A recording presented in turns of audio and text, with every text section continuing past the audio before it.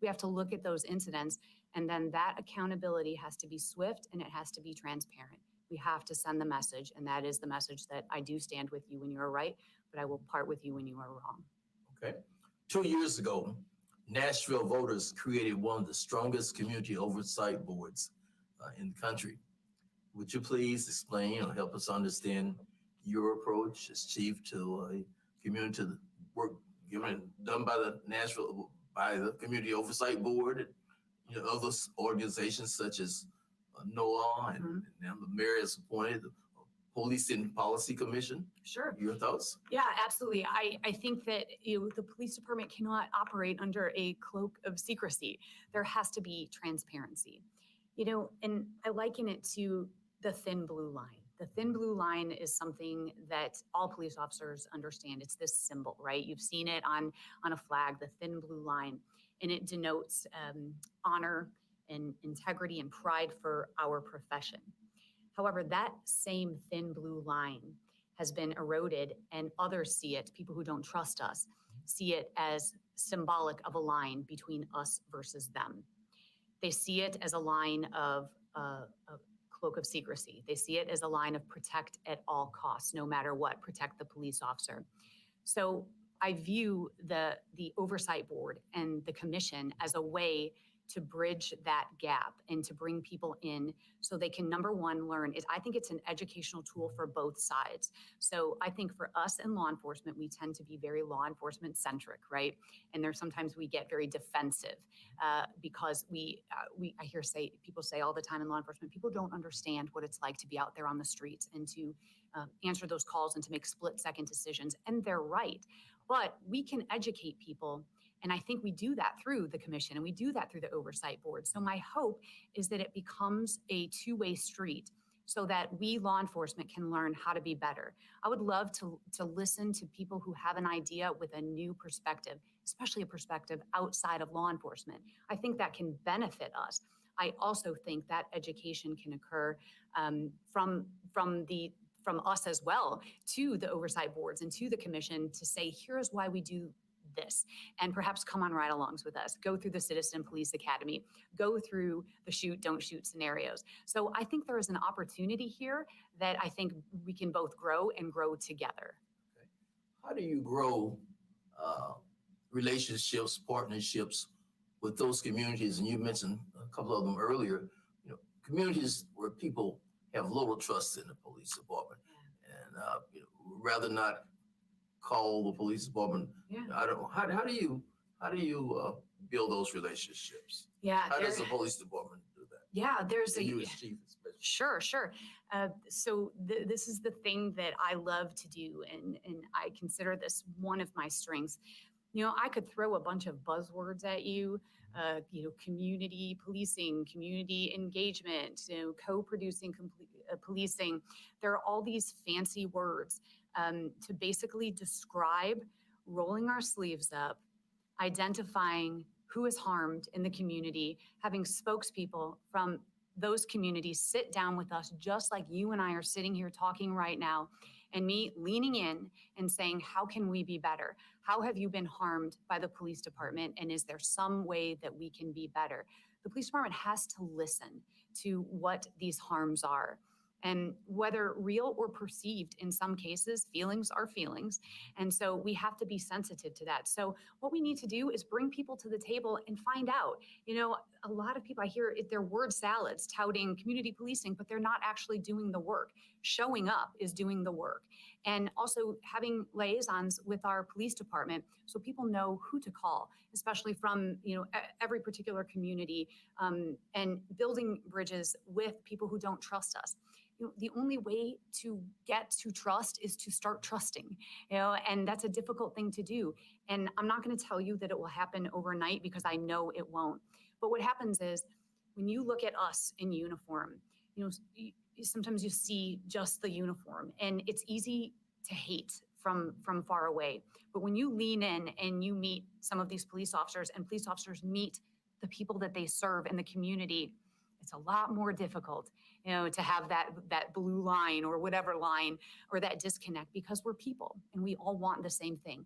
Every single police officer wants to have a safe community. every single person in our communities, especially those violent communities where we're suffering from a lot of gun violence, they want a safe community as well. So we have to come to the table, roll up our sleeves, figure out what the problem is, how the harm and why the harm is taking place, and we have to do the work, period. There's no shortcut. Okay. What is your approach to building partnerships with the LGBTQ community? Any different than other communities? No, I would say, insert any community here. This is how we identify. This is going back to what I said about culture, and how we identify. I'm part of that community. And, so how we identify and all it comes down to is feeling as though we belong in this city, that everyone who lives here, who works here, who plays here belongs, no matter who you worship, no matter who you love, no matter what color your skin is, no matter whether you're a police officer or a resident here. It doesn't matter. We all want to belong, and we all want to get to a place of peace where there is no violence. That's, of course, the utopia, but we have to work towards that together. So what I would do is identify. That's about strategy. Strategy is, again, not just saying we tout, we have a liaison. Well, that doesn't work if there's no conversation between anyone from the police department. So the strategy behind community is building a police department that has someone available. So every member or every group from the community can partner or knows who to call from Mnpd. I know exactly who that liaison is, and I'm going to give them a call. And then we add, nonprofits, we add social service agencies, and we add all of these people to the table. And that is where real change happens, is when we're all at the same table, trying to get to the same place. There is no us, there is no them, there's only we. Is it hard to get most police officers to buy into that policy? I don't think so. I haven't found it. As I mentioned earlier, there's resistance to it. You still have very traditional minded police officers that just the facts, ma'am. I really don't, want to do anything. I don't want to invest any time. But I will tell you, the majority of the police officers have entered into this profession because they want to serve. And they've entered into this profession to make their community better. And this, dare I say this, the best cops I know, even the biggest and baddest and most muscular, understand that compassion and empathy are what make good police officers great. And it's what sets them apart. And the best part about that is by having empathy and compassion for the people that we serve, that is a force multiplier in that now you have witnesses that come to us. It's a better crime solving tool because now you'll come and talk to me because you trust me. And we're not having victims afraid to call the police. We're not having witnesses not come forward. So community engagement, leaning into the residents that we serve, is actually not only does better for our own mental health, but also helps us solve crime. So, it's just part of this collective ecosystem. And if you don't buy into it, I'm not so sure you should be in the profession if that's not your philosophy, to serve and guard. Let me back up a minute. Your comments just a few seconds ago, you said the biggest, the baddest. Mm. Do police officers have to be the biggest, the baddest? So we're talking about diversity and inclusion. Yeah. How do you encourage more people to people my size? Mm-hmm. Yeah, I thought I was 5'7". Somebody measured me and said, "No, you 5'5". You never been 5'7". Or women. How do you get more people to recruit more people who may not be the biggest and the baddest? Yeah. How do you tell them that there's a role for them? Of course they have to be the biggest and the baddest. Have you looked at me? I mean, come on. No, of course not. And, and that's how policing has evolved, by the way. Modern policing, when it first started, was recruiting. There was an age or there was a height and weight requirement, and recruiting mainly from the military. Well, we found very quickly that doesn't serve our purpose. And so I don't care how big you are. And as I said, that as I use that as just kind of, a lot of people have this notion that police officers, big and bad. I call it the mirrored sunglasses and attitude, kind of persona. And the truth is that the most effective people, the most effective police officers on the street are the ones who, again, spend more time using their human influence before going right to force, spend more time listening to the problem, slowing down, seeing people as people, talking to people and not down on them. Those are the most successful police officers. And I don't care if you're 5 foot or you're 7 foot tall. You know, the skill set to become a police officer is to be a problem solver, a listener, you know. And I will say, there are times, however, that you're gonna have to run towards gunfire. So I don't care what your stature is, but you also have to be a person of action. You also have to be a courageous guardian, because we do need people that are going to run towards things that other people will not. I had a mass shooting in my city. 5 of my officers were shot. 5 people were killed. My officers were shot saving those people from the shooter. And so there is this guardianship that we have to adhere to her, but at times when the defecation hits the oscillation, sit with that one for a minute, we have to have people who are action oriented, who want to go in. But again, you know, it doesn't matter what your stature is. Okay. Nashville currently has a butt-in or developing pre-arrest diversion program, and it's home to a new 24/7 crisis treatment center for individuals with mental health crisis. What role would you develop for the Nashville Police Department in relation to individuals with mental illness or in mental health crises? Yeah, that's a major issue for our police departments. And, you know, in my department, we looked and we have over 40% of our responses are for people in mental health crisis. And so, you know, this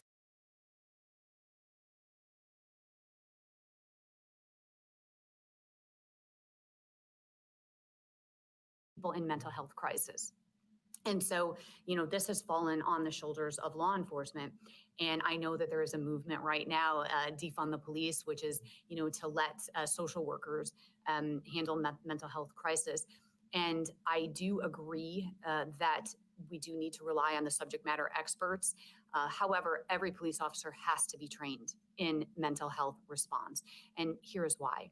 Because a lot of these situations happen at 3 o'clock in the morning, and there is a knife or a gun involved. And so officers have to know how to respond, and de-escalation has to be built into that model as well. So we have to have a working sense of how to respond. But the better answer to that is to employ the subject matter experts. I'm a firm believer in a hybrid model where we have social workers on staff that are with police officers. And if we can take a step back when someone is in a mental health crisis and they're not harming themselves or someone else, if time is on our side, then let's let the experts deal with this person and hopefully, you know, resolve the situation so that the outcome is that they get the help that they need. No one is harmed.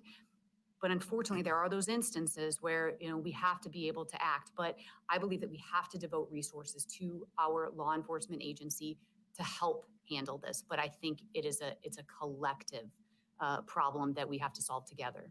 All right. Well, Chief Kristen Zeman, we thank you for spending time with the Police and Policy Commission here in Nashville today. Good luck to you. Thank you. Thank you very, very much for your time. Thank you so much. Thank you. Appreciate it. Thank you.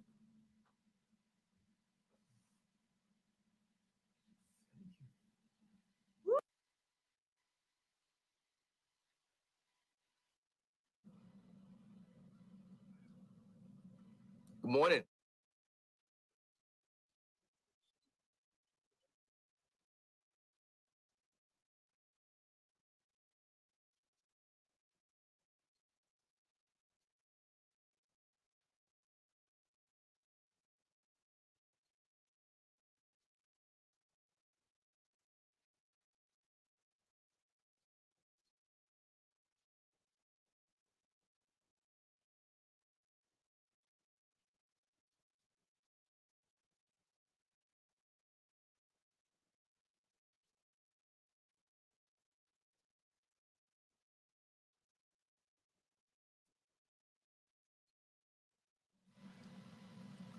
Good morning. Good morning, sir. How are Good, you? good. And you're Chief Troy Gay. Yes, sir. Chief, you're the Chief of Staff for the Austin, Texas Police Department. You have more than 30 years of experience in law enforcement. Earlier this year, Nashville Mayor John Cooper created a police and policy commission to compose the 41 diverse Nashvillians to take a look at law enforcement here and to examine ways to improve public safety and to build trust. And you're one of the finalists for the new chief of police, So a few questions for you.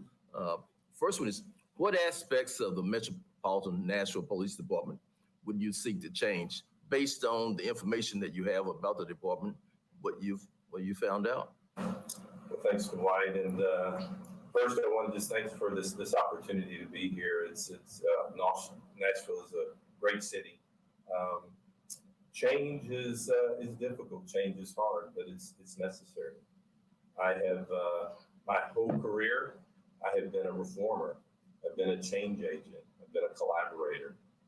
I think that is something that's needed to make that change. I have done some research on, I know the commission's work. I know that there are work being done by the Community Oversight Board, Gideon's Army, NOAA, which is Nashville's, I believe it's the Organized for Action and Hope. And so there's a lot of recommendations out there, but something that I would like to do, and I know that there's a lot of change that needs to occur in recruiting and training, use of force, mental health. But what I would like to do is I would like to sit down. I would like to sit down and sort of go through those reports and meet with those that actually authored those reports and talk about the necessary change. I also think it's necessary to meet with the great men and women of the Nashville Police Department to one, gain their insight and gain their trust and their buy-in, to be able to make these necessary changes today in public safety around the country. So I don't want to single Nashville out. Around the country, we are all trying to reimagine public safety and trying to make the changes to meet the specific needs for our communities. I think Nashville right now, if I had to say one thing that I'm going to seek to really do immediately, and that is to really garner the trust. There's been fractured relationships in Nashville with groups, with community groups, and I think my job would be to help to repair those, to work with the men and women of Nashville to do that, because I want Nashville Police Department to be respected and trusted. I want them to collaborate with the community to be able to address the needs, and those are the things that I think is necessary to bring the necessary change to build those relationships and to be collaborative. Okay. You've talked some about your past experiences with organizational culture and strategic planning. Would you like to add anything to that? And then how would you draw on those experiences to make changes to the police department here? Well, I think that in a department in Austin, we're very progressive. We're always looking for best practices.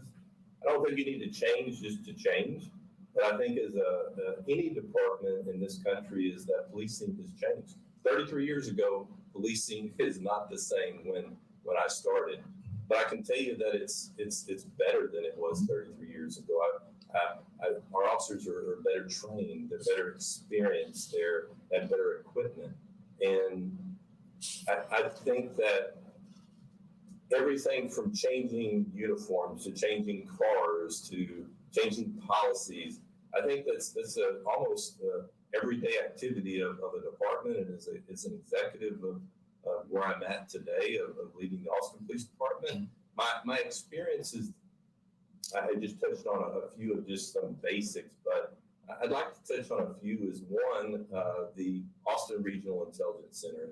In 2001, after 9/11, there were a lot of fusion centers throughout the country that were setting up, and quickly with money coming from federal government to be able to make sure that there weren't silos of information to bring that together. Okay. Austin took a different approach. We took our time. Okay. We made sure that what we did is that we not only wanted to set up that fusion center to deter and apprehend and prevent crimes and terrorist activities, but what we did is that we knew that there were concerns from the community. we knew that it was important to collaborate. I was part of that. I helped stand up that. I had several town hall meetings with community members, and we did it in a collaborative approach.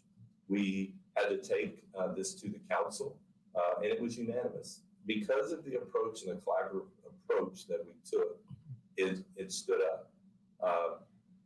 Technologies are always the big brother sometimes, from license plate readers, body worn cameras, public safety cameras. All of these I had a hand as a commander and as an executive staff of really pushing our profession forward with using technologies. But with that, there's fear. There's community that has concerns. In each one of those, just like we did with the Intelligence Center, is that we sat down with the community and said, what are your concerns? We showed them our draft policies. In those draft policies, they made some great recommendations, things that we didn't have a lens for, that they provided that to us. And we made great policies. And those technologies are still there today, and they're still working, and they're being effective for what they were intended to use. Okay. The last piece that I really want to talk about is some recent work, although it started a couple of years ago. I've been the lead sponsor, working with our equity office and working with others on our diversity, equity, and inclusion. So that's very important. It's important because of really looking at the institutional and the structural racism that is in our systems, and things that we need to look at. And we've made a very deliberate and intentional effort in those arenas, which I'm very proud of, which really goes to the cultural changes that need to be made in law enforcement. So like I said, I'm excited. I summed that up. I want to be collaborative. I want to be a relationship builder, which I think is going to be key to making Nashville that respected, and that department respected and trusted, and just working with the community. So I'm excited for that. Okay. How long do you think it would take you to make some of the meaningful changes that you talk about making, that you would like to make? Well, a lot of the things, such as the last piece that I really talked about, was the institutional and structural racism, is it's going to take time, but it's going to it's not a overnight change. It's something that we need to start, and we need to recognize, and we need to move. There are a lot of recommendations from some of the things that I've reviewed from, I believe the Community Oversight Board put out 6 points on use of force and mental health. And most of those recommendations are things that we've been doing for 10, 15 years in the Austin Police Department. And I think that there are changes that we can start making faster and do within the first 60 to 90 days. But some of those are going to take a little bit more time to really work through, because any meaningful change is, you want it to be sustainable. You want it to last. And it's going to take working with the community to make those changes. Okay. A few minutes earlier, you talked a little bit about diversity. Metro Nashville's police department, sworn officers here are currently 73.6% white. And when you include women, white women, takes it up to 81%. What is your thinking around diversity, equity, which you mentioned a little earlier, and inclusion? And how would you seek to increase diversity in Metro's police department? Well, first, as I mentioned, is that we started this work a couple of years ago in our diversity, equity, and inclusion. We actually started with working with our equity office. It's a new division within the city of Austin. They created an equity toolkit that really allows you to look at policies and practices in your department. We've already recently did 5 of our divisions, which we have over 20 divisions in a large agency, but we really were able to do that. But the community was involved with that. The reports hopefully should be coming out soon to really give us some 2 or 3 points that we can really start working towards. But for it to really, really take hold, it's going to take the leadership of a department to believe that that's necessary. And I've currently, our leadership team and our command structure has gone through Undoing Racism. We have done Beyond Diversity. We're trying to incorporate those aspects into our academy. We're trying to really put forth a plan. We hired a consultant here about 6 months ago to really dive into and help us with the institutional and systematic racism, and really looking at our culture, our department, our policies, and really to open our lens to things that, to be honest with you, that you don't know what you don't know. And so those are the things that I believe that as we educate ourselves, as we learn more about our history of policing, which hasn't been the best, but it's important to recognize our past so we can then start having the dialogue, educating our officers, and then building that trust with the community so we can build on that diversity, equity, and inclusion. Okay. Let me ask you, how would you recruit or encourage more people of color to apply for jobs within the Nashville Police Department, and then especially as field officers? Dwight, that's a great question, and I think it goes before recruiting.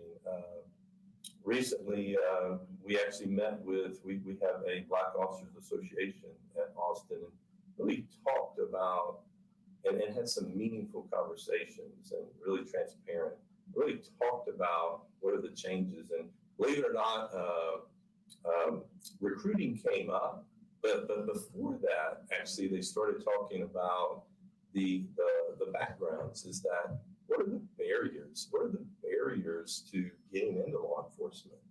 And someone, and it was highlighted in actually Driving While Black, and one of the officers brought up an example of saying, you realize that if you have a disqualifier, that if you have 3 tickets, then you're disqualified.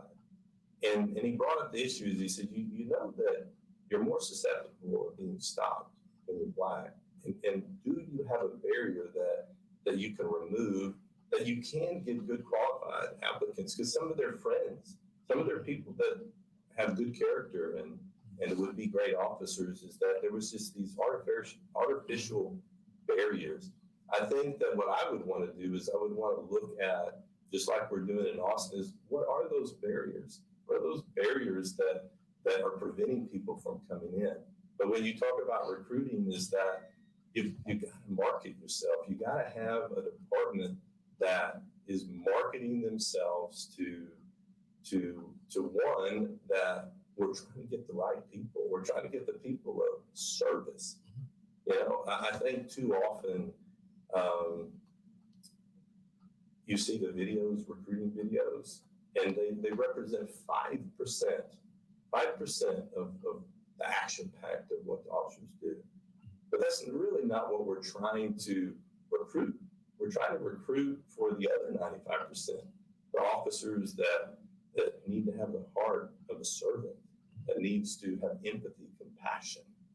And so we changed our strategy on our video in Austin. It really moved to that. But I think that you have to have a marketing plan. You have to, one, show the community the great work that's being done. I want to be able to market the department in Nashville that, just like last night, I watched on the news, is that an officer was recognized for saving the life of a young female. I mean, those are the stories that happen every day, over and over and over again. And unfortunately, there are bad things that happen in the policing environment, but we need to showcase. I want the mothers and the fathers of Nashville to be able to say to their children, hey, I want you to become a police officer. I want you to serve our community. I think by doing those and having those strategies, I think that we'll be able to get there. Okay. Let me ask you this. What tools do you think are effective that would help ensure that police officers can communicate with non-English speakers? You know, are there tools out there that you think are effective? Absolutely. In Austin, we have a language line. It's something that has been developed over time, but is a service that we have to where if an officer goes to a scene and is unable to communicate, and he can contact the language line and really try to, it's like having a third person in the room, and they can use their phone via just through the audio or sometimes there's video to be able to communicate with that person so we can get that vital information. I mean, people contact the department at the time when sometimes it's the worst situation of their life. We need to be able to, one, have the ability to communicate. I mean, that's one way of doing the translation line, but we need to recruit. We need to recruit officers that speak different languages. We try to recruit people. We have people that join Austin Police Department from Germany. So we have people that have different languages in our department, as well as sign languages. I mean, we need to be able to communicate with our folks. To do that, there's a lot of men and women in Nashville that I guarantee you that would want to volunteer for a translation service, that would want to work side by side with officers to be called to be able to help. We have a volunteer program in Austin. I think that it's awesome. It's through our Office of Community Liaisons that we have people that have said, I want to give back, I want to provide a service, and they can go out and do that. I mean, technology is, I mean, some of the officers or the younger officers know technology probably better than I do. They're using Google Translate. They're using different tools that wasn't available when I first started on the deal. I was actually on a call just right before COVID, and I was riding with an officer, and we could not communicate with a particular individual. That officer quickly went to Google Translate.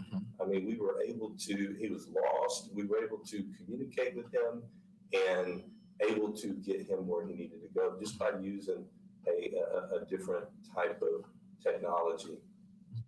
Okay. Last year, the Metro Police Department used force 299 times. Of those, 181 involved Black suspects.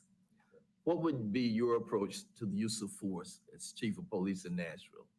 And then could you also talk about some of the experiences you might have had in reducing force, the use of force?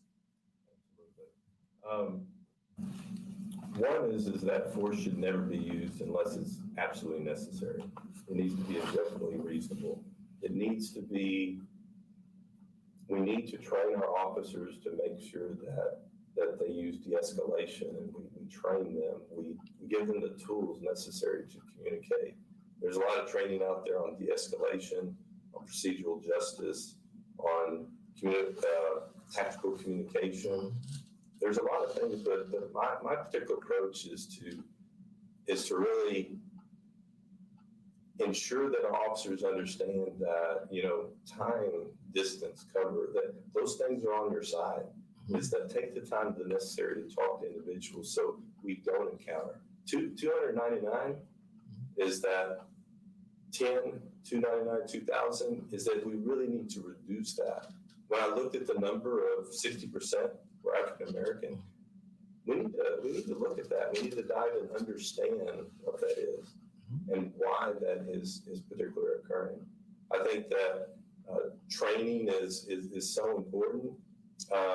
Something that we've done recently in Austin is that we really felt like that we needed scenarios. We needed to try to give our officers opportunities to de-escalate. So we bought a system that would, it's called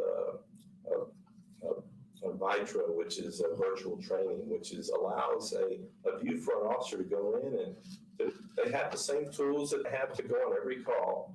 But the idea is that you may not need to use that tool. Okay. You need to work on that de-escalation and that training. Okay. No, have you had any experiences? I guess you've had some. Have you had any direct experiences in reducing the use of force?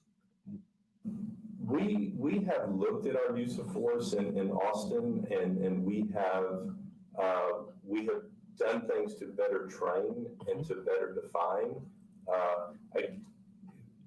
our force isn't as high, but I think the piece where it is that one of the things the Community Oversight Board is really looking at is the force. And I know it said 299, but I really believe that the Department of Justice was just something that we actually did that in 2007 and really looked at our force.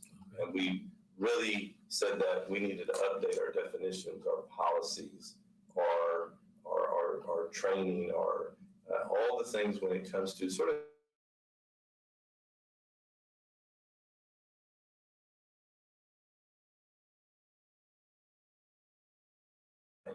but specifically is that you have to be able to know the type of force and you have to report it to be able to sort of dive in.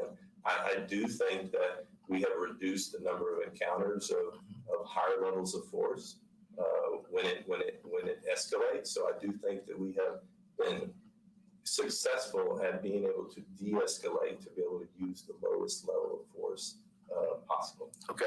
When we started talking earlier, you mentioned the Nashville's Community Oversight Board, which was created by the Nashville voters 2 years ago.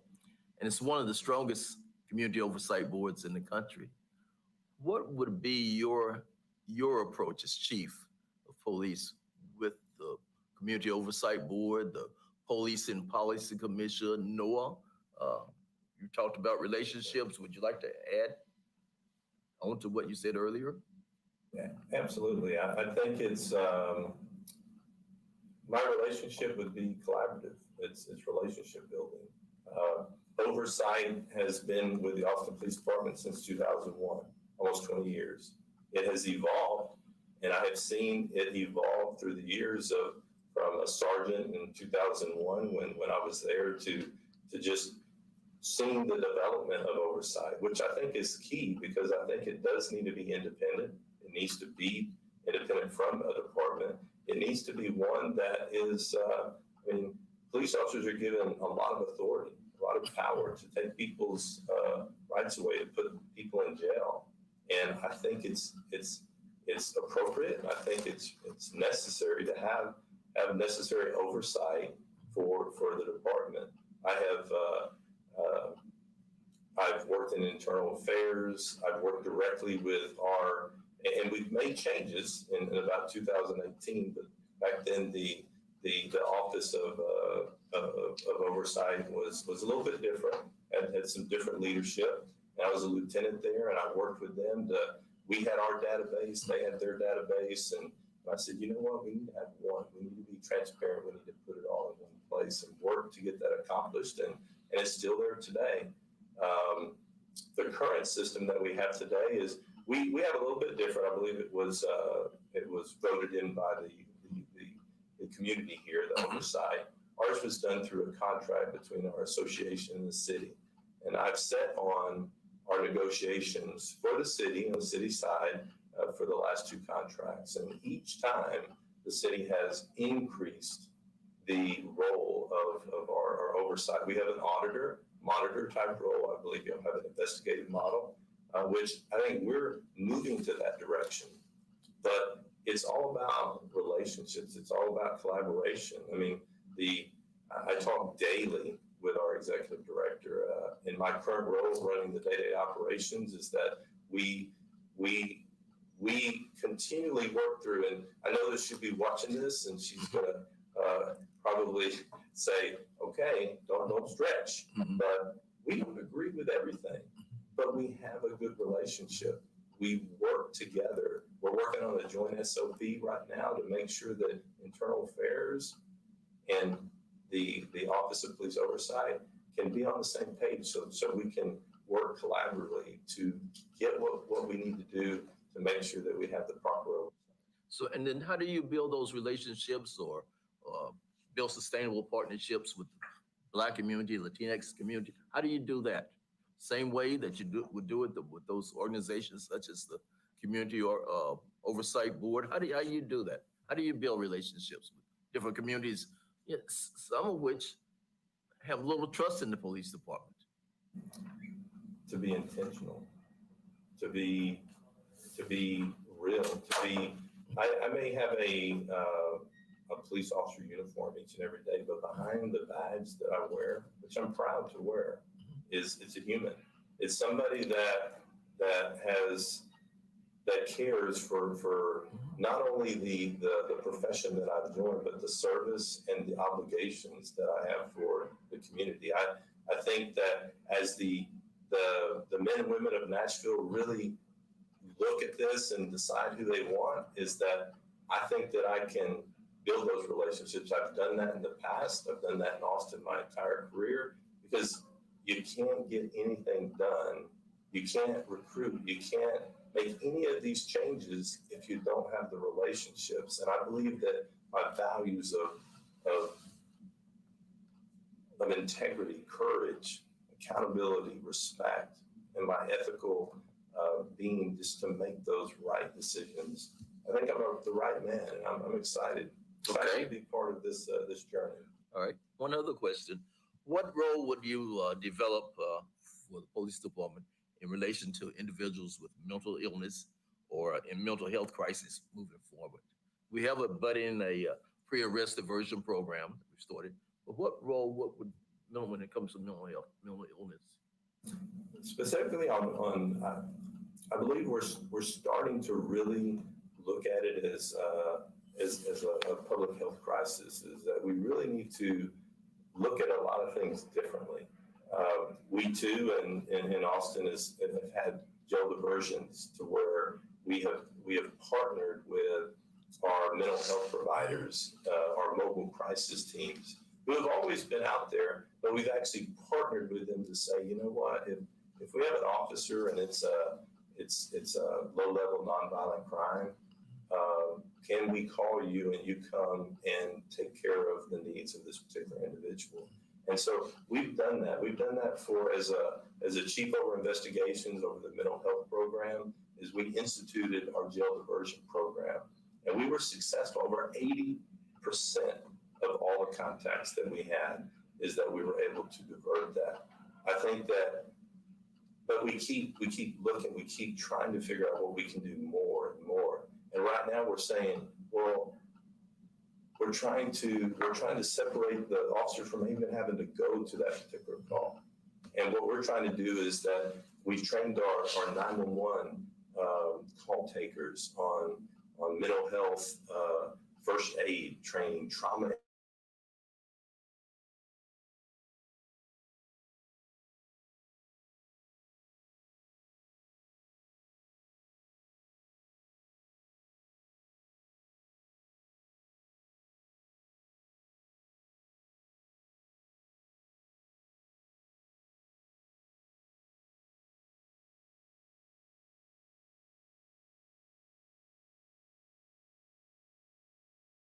of the diversions that we were able to, is 85% of the ones didn't have to go back to 911 to send an officer. Very, very promising. We're hoping to go that 24/7.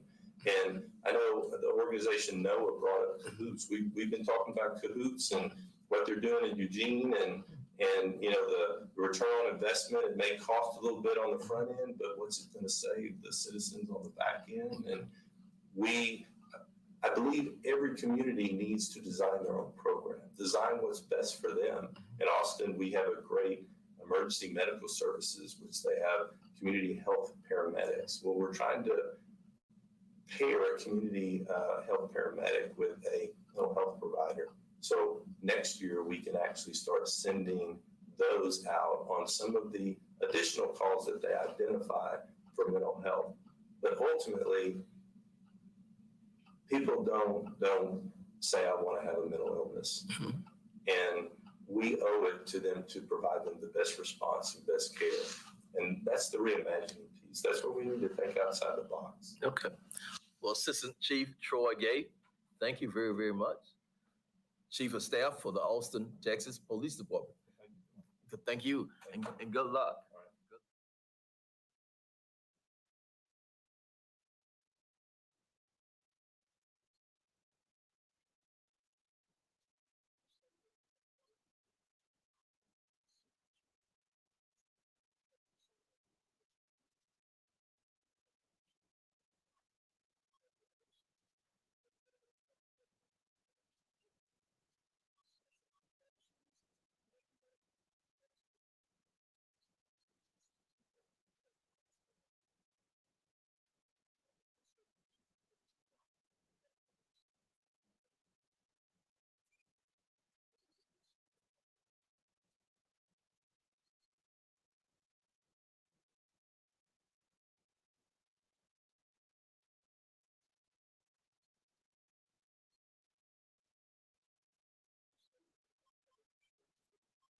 assistant chief. I had the pleasure of serving over many different units to include community outreach, internal affairs. I think you all call it professional accountability here. Special operations, district commander, and also, again, not only as an assistant chief of patrol, but also field services bureau. And I currently serve as the chief of police now with the Park Police in Montgomery County, Maryland.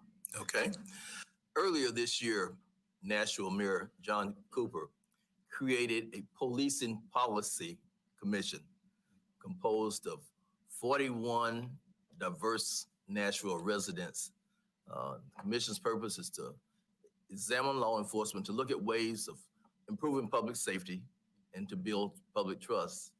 And in doing that, he is with the finalists, 5 finalists coming for interviews. He's suggested that he thought it would be good for the Police and Public Policy Commission to ask some questions. And so we have you, and glad to have you here today.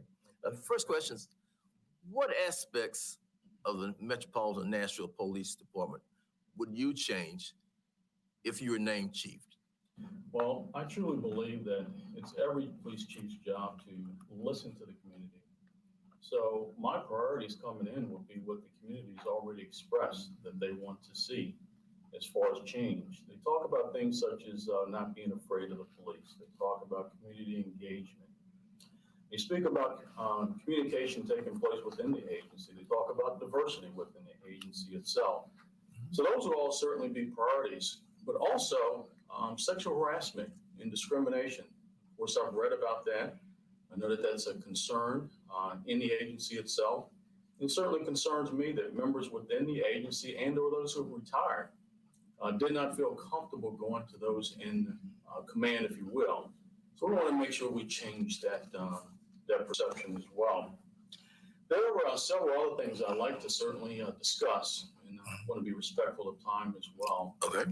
But one of the things I believe that is the real challenge of any modern day police agency is to go back to the original intent of policing, which essentially is that the police are the public and the public is the police.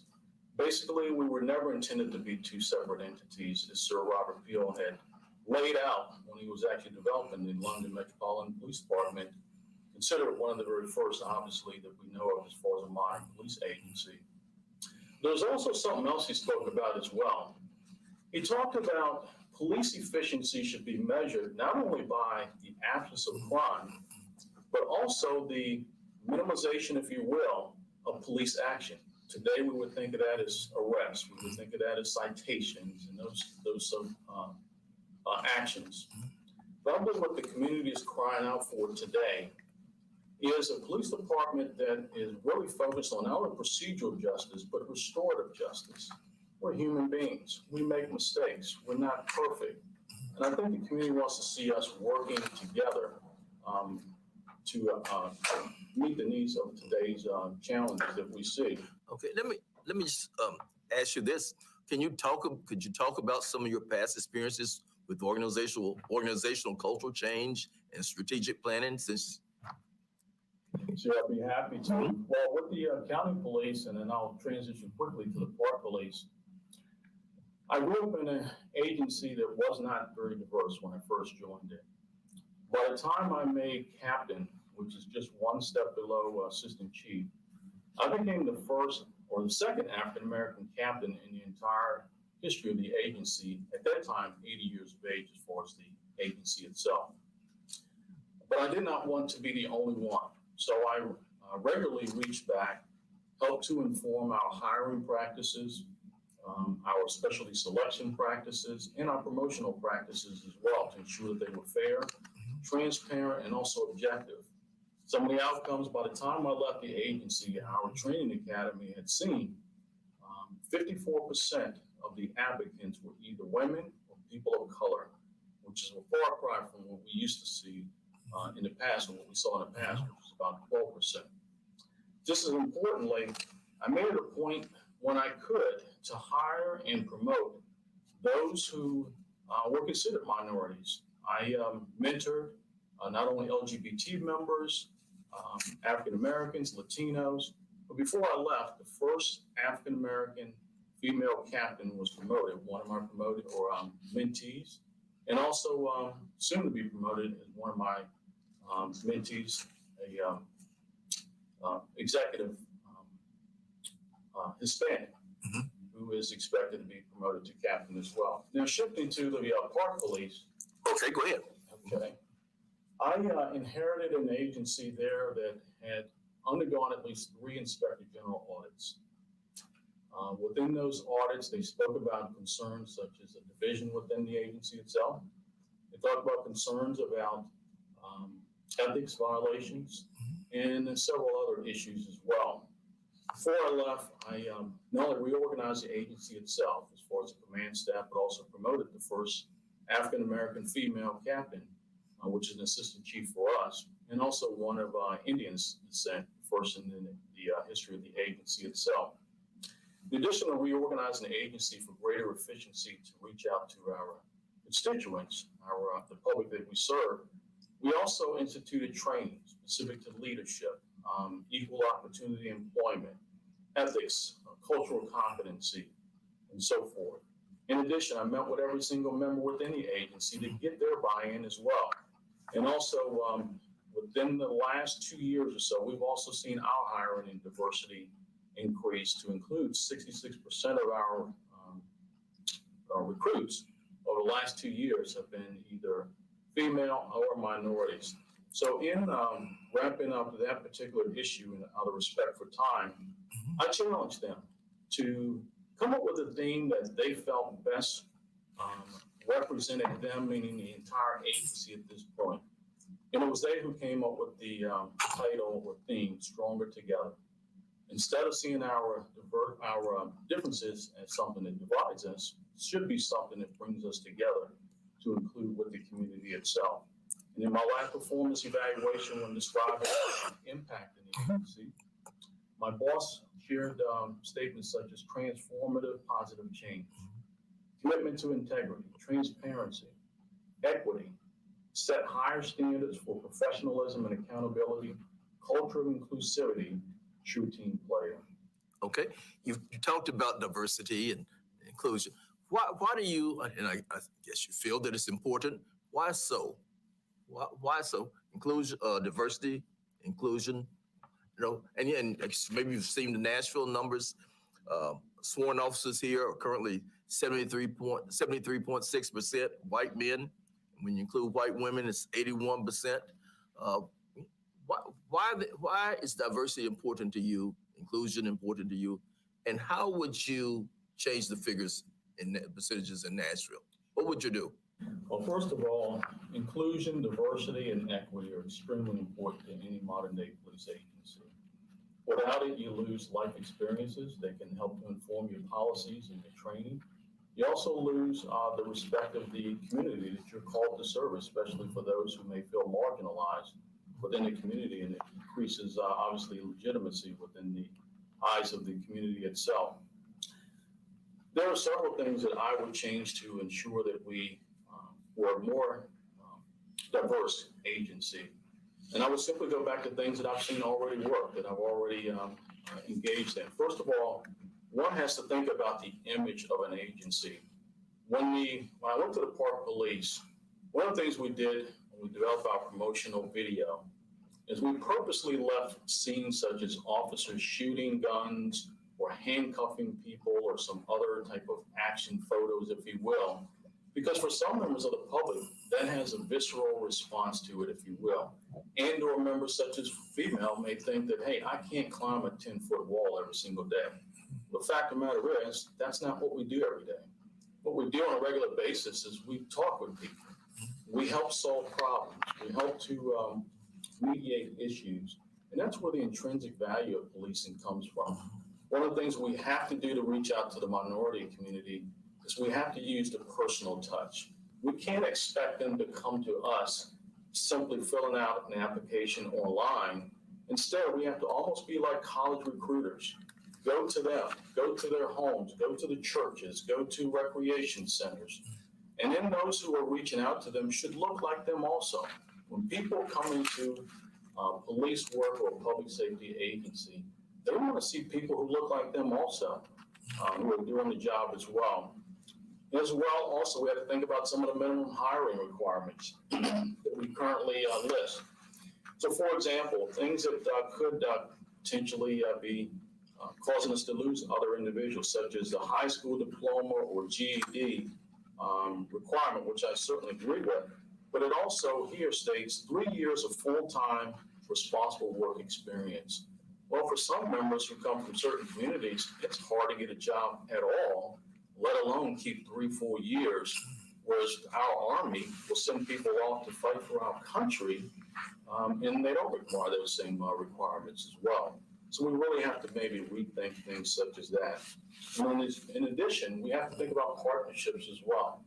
One of the things that we did in Montgomery County is we established partnerships with local high schools and local colleges, where we created a leadership in law enforcement program, whereby members who are juniors and seniors within high school can actually go into a curriculum where they get college credits, and after a certain period of time, develop at least an associate's degree and be hired right away by the county police. And that has certainly also helped us and will help us in the future moving forward. So there are many, many things that I'd love to share, but I want to be respectful of your time. All right. But I do believe that those are all very, very important, and also looking for referrals from the community itself. Okay, thank you. What tools do you think are effective in helping to ensure that police officers can communicate with non-English speakers? Yeah, I think it's, one of the beauties of technology is that it's given us so many more options today. One of the things I certainly believe in is giving every single officer not only an iPad, but also a phone in which they can actually download an app whereby it creates, or an app allows for translations between two individuals. There's certainly many different applications out there that allow for that. You can basically type in the language and literally speak into it, and it becomes a two-way communication tool that helps the officers right away. But just importantly with the iPad, so many times we come into contact with people in crisis, and they're not necessarily always violent, they just simply need professional medical help. And with the iPad, you can actually bring up, whether they call it telepsychology or telepsychiatry, a professional who's trained to assist that individual at that moment. One of the things I also believe in doing as well, for example, with our Latinx community, is creating, and within the academy itself, conversational Spanish courses that officers take. So at the very least, they can communicate at the very basic level when speaking to members of such communities as well. So those are some examples. Okay. Last year, the Metropolitan Nashville Police Department used force 299 times. Of those, 181 suspects were Black. What would be your approach to the use of force? And can you talk about experiences that you might have had in helping to reduce the use of force? Sure. Use of force should be the last resort in any encounter that we are involved in. One of the first things I would do as a chief is attend the academy itself, and go to the academy and speak with the staff and assess what we currently do. There's no doubt in my mind, Nashville is a very progressive police agency, and they're probably already teaching on things such as constitutional policing. But I want to make sure we're also teaching on de-escalation. We're also teaching on implicit biases. We're also teaching on alternatives to force itself. One of the things that we also have to do in police work is ask ourselves 3 basic questions every single time. First of all, is it legal? Second of all, even more important, is it necessary? And then third, I believe that we need to begin asking ourselves, if that was my mother, father, brother, or sister, how would I handle this incident? I think those 3 questions will be very paramount, if you will, in helping us to make wise decisions when dealing with folks who may be in crisis, and we're trying to find some alternative to use of force. When it comes to use of force, some of the things that I've done where I was with the county police, by the time I left patrol, which was in 2017, We only use force in arrest situations 2.7% of the time, so less than 3% of the time if we ever have to actually use force. That was through training, some of the ones that I just mentioned. But just importantly, when we actually began to issue tasers on a regular basis within our agency to serve as a less lethal option, we saw upon the initial deployment, if you will, that our numbers for taser incidents were going up. So we brought the training back in or the curriculum for training back in for reexamination, and we felt that there were some gaps. So we not only addressed the gaps in training, but also in the device itself. And from 2013 until 2017, we actually saw our taser usage decrease by 72%. Within the Park Police, I've implemented many of the exact same things we've already talked about. But we've also included things such as cultural competency courses as well, but also courses that deal with members who have intellectual disabilities as well, such as those who may be autistic and or people who are suffering from mental illness. So we've made it a point. Every single member within our agency is expected to go through crisis intervention training, which deals with those who have mental health issues, and other such training so that they're better informed and understand what their options may be. Okay. 2 years ago, Nashville voters created one of the strongest community oversight boards in the country. What would be your approach as chief, given the existence of the Nashville Community Oversight Board and the Police and Policy Commission and NOAA? What would be your approach? Would you not want to deal with those entities? Actually, I believe in this time of police legitimacy and challenges, especially with minority communities or communities that feel marginalized. That could be also LGBT members and others as well. I think it's important that police agencies regularly work with outside entities, if you will. I think there's at least 3 benefits. It enhances the community's trust in our internal processes. It serves to improve legitimacy within the eyes of the public itself. And also, one of the things when I've looked at those who are part of the boards, not only the board, but also the commission itself, there are a tremendous number of knowledge, skills, and abilities within the individuals who comprise those respective entities. And I think they can only help to inform our policies and procedures to help to make us a better agency. I do understand that there's been a new MOU that's been developed with the board as it relates to police investigations, which I think is very important because I know that there were some outstanding questions about access to records and access to crime scenes and those types of things. So I am very confident that we can work well together. I've worked well with other outside entities in the past.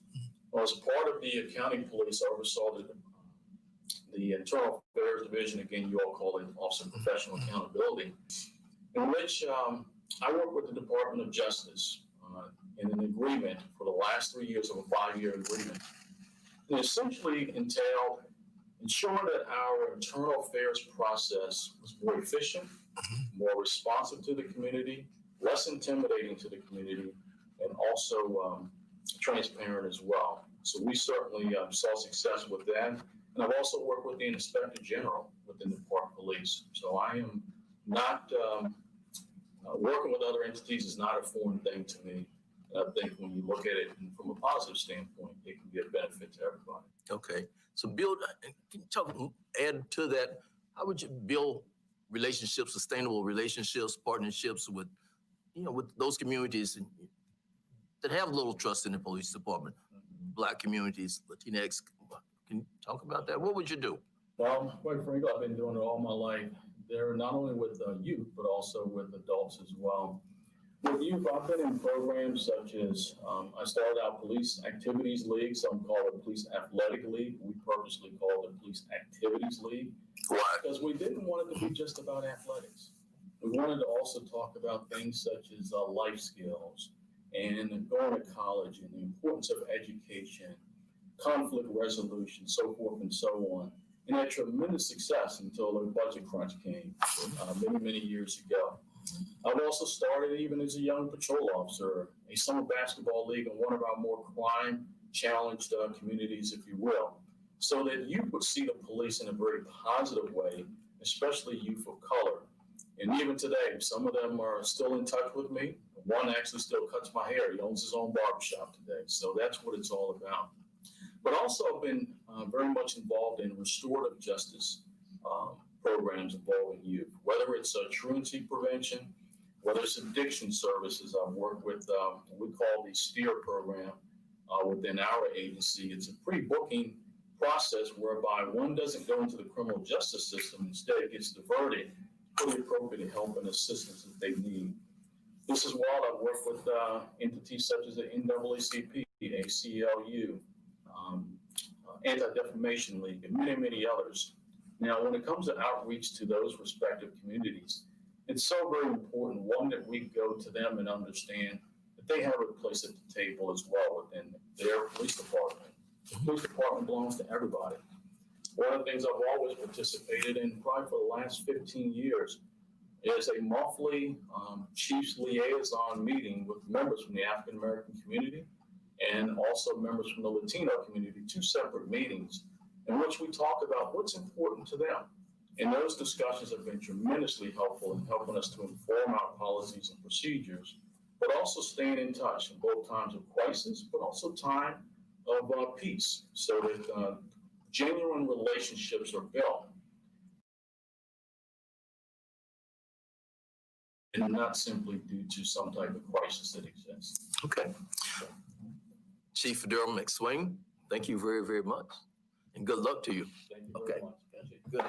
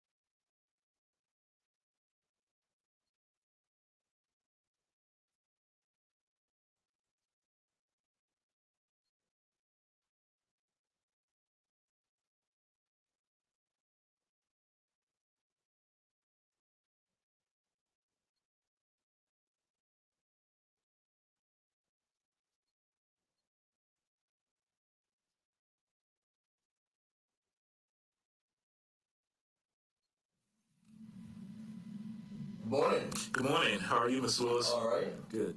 Interim Chief John Drake. How about tell us a little bit about yourself this morning? All right. I'm a native of Nashville. I grew up in East Nashville. Went to the public school system. Graduated from East High School, where I was a three-sport letterman. Wound up leaving there, going to Middle Tennessee State for a couple of years, and then joined the police department later in 1988. I spent 32 years with the police department. I started my patrol in West Precinct, working some of what they considered toughest areas of town, Joe Johnson, Preston Taylor.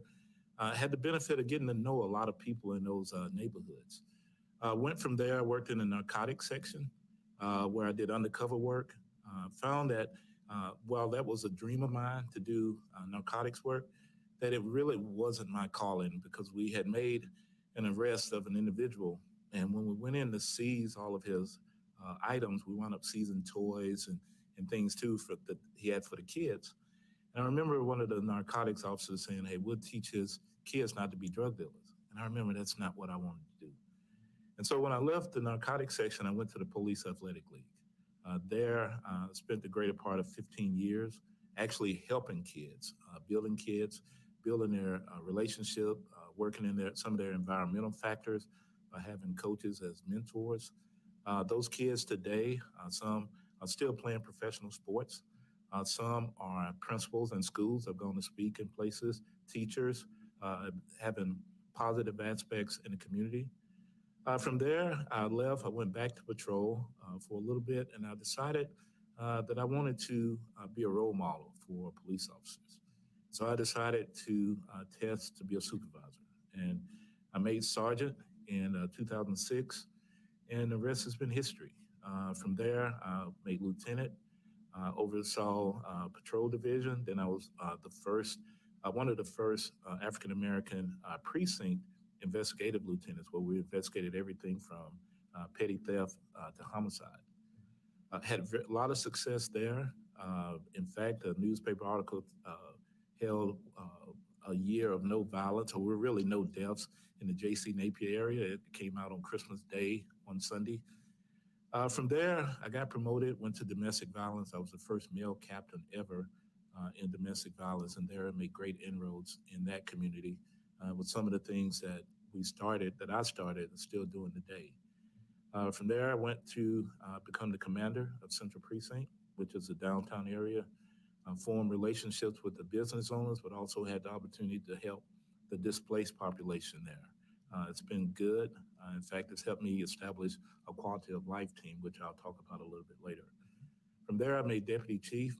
I was over the Support Services Bureau, which was SWAT, aviation, mounted, horse patrol, K9, also our field training officers, our school resource officers, and then every building that met 900 plus. And then a short time later, I was appointed as interim chief of police. And that's where I am today. This year. This year. Just a couple of months ago. Yes, sir. You're familiar with the Nashville Police Department, time you served.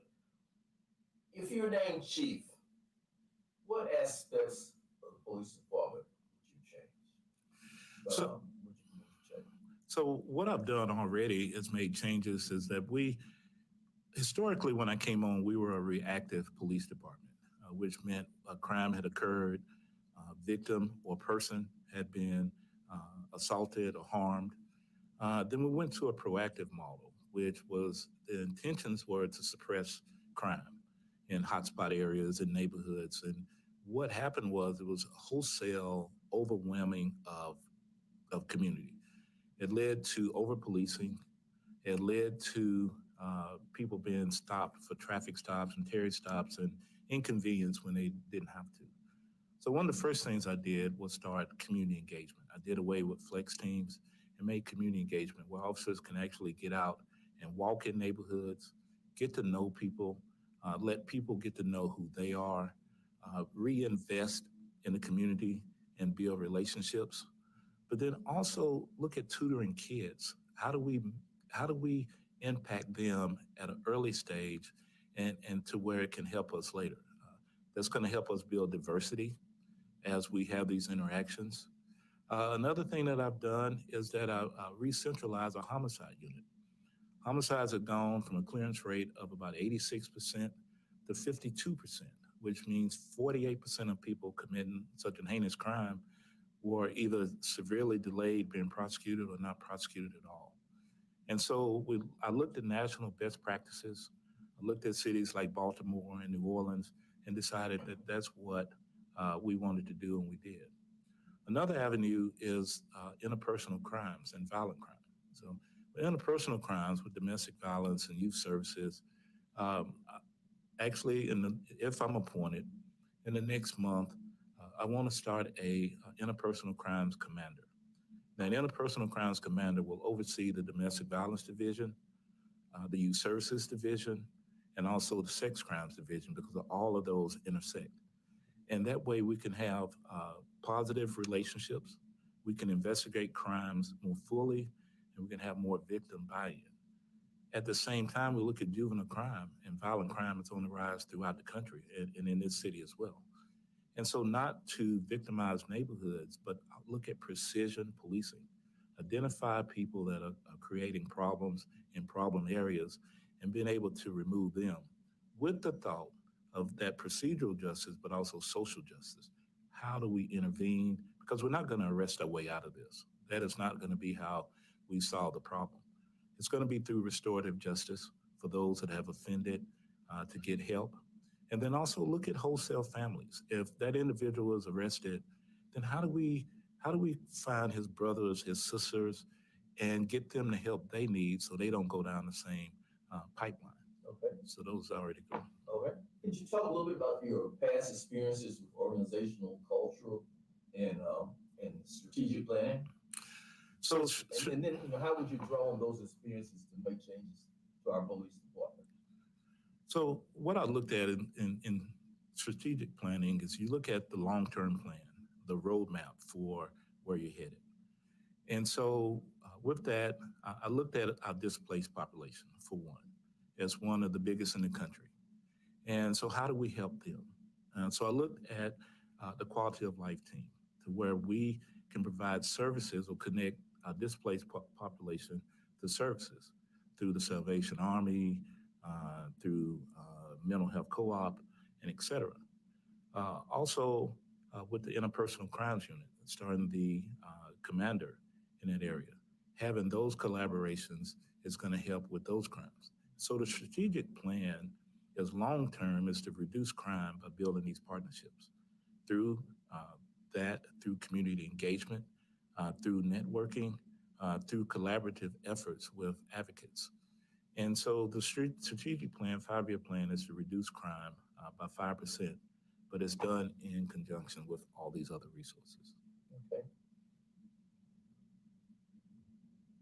Metro's Police Department, sworn officers, 73.6% white male. When you include white women, it goes up to 81%. What is your thinking around diversity, equity, and inclusion? And how do you seek to increase diversity in Metro's Police Department? What do you do? So when I look at diversity within the police department, it's severely lacking. I looked at, we only have 24 African-American women on the police department. We only have 156 women total. We have 211 minority officers, which is not good for a police department our size. So one of the first things I did was we started a recruitment unit. And so historically what people have done to sign up for the police department, they will go online, click on links, and it was a reactive model, but find us and then sign up and go through the background. With the recruitment team, we have female blacks, female whites, male Hispanics to actually proactively recruit. And so what we do is we send them to colleges, universities, out in the community, get to know people, but then they treat them like athletes. Hey, this is why you should be a police officer. Let us help you with this endeavor. And then also as we become more intentional, I started a campaign within the police department called the Women of Mnpd.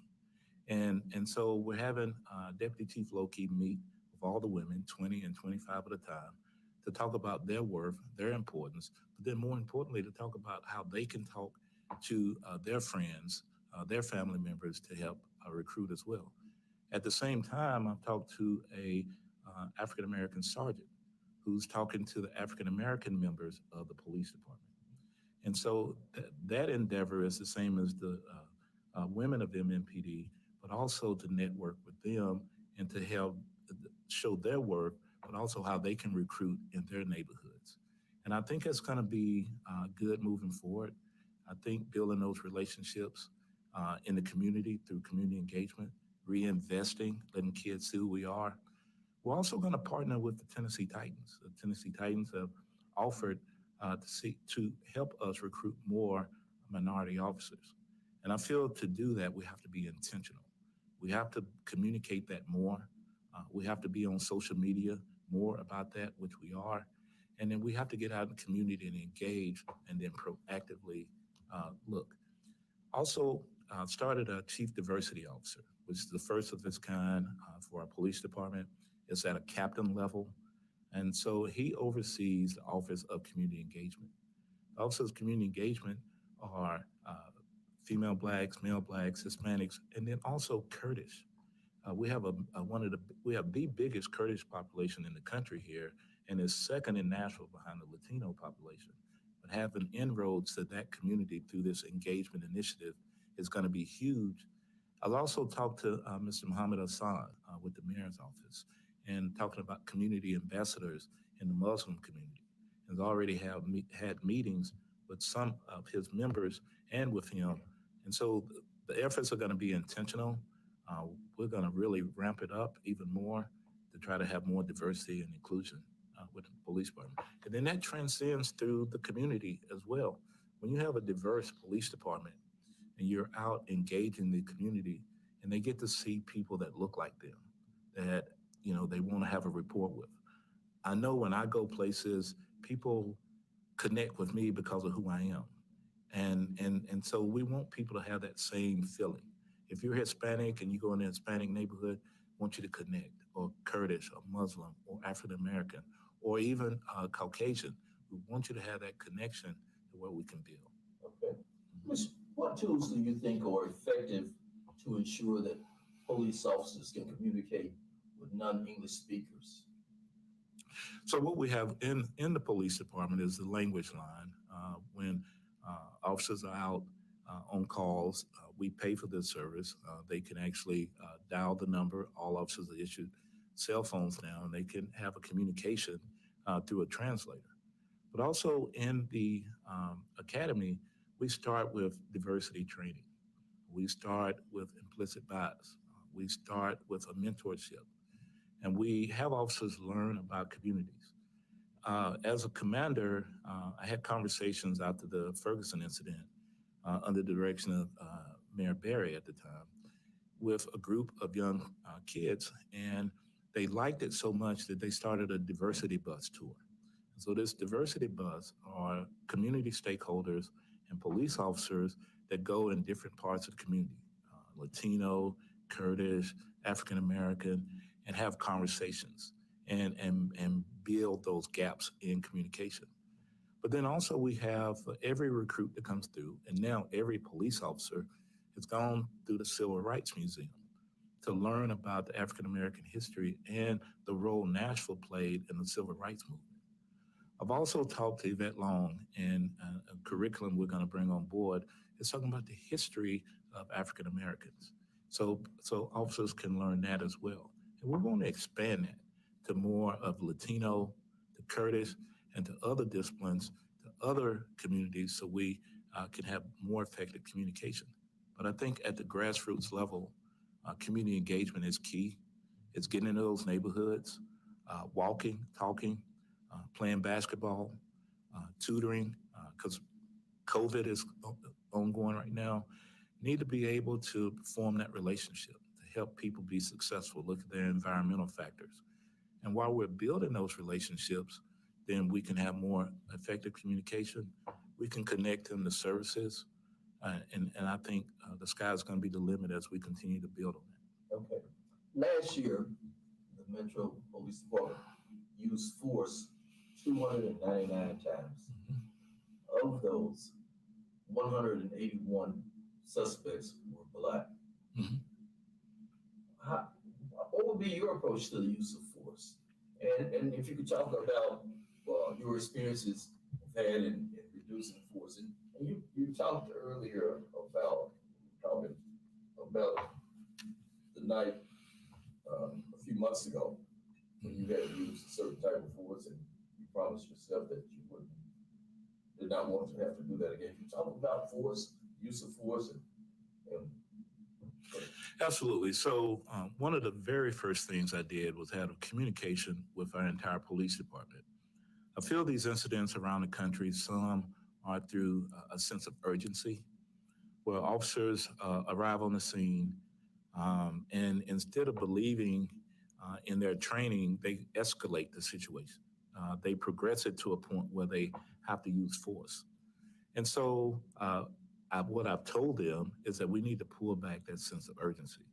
Also, in the academy, I've made the theme for adding additional training. I've revamped the way we're doing it now to more de-escalation. That's the theme of every recruit and every police officer that comes through, is having de-escalation.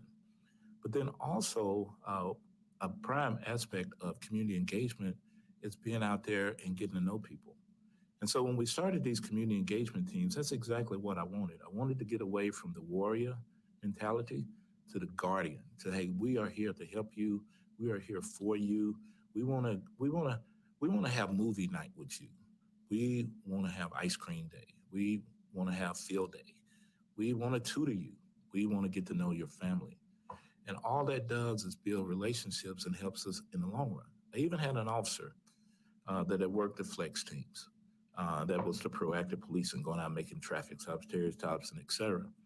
And he told me, he said, I found that people actually like us. And I said, it shouldn't have taken me to get you to realize that, but it's good that you see that now, because now you value people and you value who they are. And that's the mindset I want, is that it doesn't matter when we take an oath of office, it's for every community in Nashville, whether you're the most vulnerable or you're the most affluent. We want to help you, and that's what we serve the community for. And so by doing all that, by using time, distance creates time, then we can reduce the use of force. Also, one thing that I've done historically, and I work some of the worst areas of town, is what they would say the worst, where officers have been killed, assaulted, et cetera. And I only had 2 uses of force in 32 years, because I believe that you can have a conversation with people. And a field training officer told me early in my career that he'd rather have a 30-minute conversation than a 30-second fight. That's what every officer needs to know and needs to hear, that you value the community, you engage the community, but then let's talk. Let's lose that sense of urgency. Let's pull back, and let's use the time that's on our side. Okay. Do you want to talk about the, I don't want to push you to, but the incident with the gas? Sure. That was May 30th, and it was right after the George Floyd incident. And tensions were high throughout the country, and one of the most horrific scenes that I've ever seen. In my opinion, it was a criminal wearing a police uniform that committed a murder. And to watch that severely hurt, and it inflamed a lot of people. We had protests and demonstrations, and mostly peaceful. But what we found were there was antagonizers from both the left and right, whether they were Antifa or Proud Boys or Boogaloo, and then some other people. But they had the sole intention of creating harm, creating damage. They were throwing explosive devices. We had bricks that was thrown at officers that hit officers. We had officers that were choked, had to save officers from situations. And they came here to this courthouse and began to damage it. And at the time they broke the glass and set the courthouse on fire is when the time I had called then Chief Anderson to say, we need to do this. We need to do gas. Because 1, we have a building that's on fire. And then 2, we don't know if there's people inside either. So now we could have an even worse situation. So we gave the decision to use gas. Tear gas. And never in my career that I think we were going to have to do that. And hopefully never again.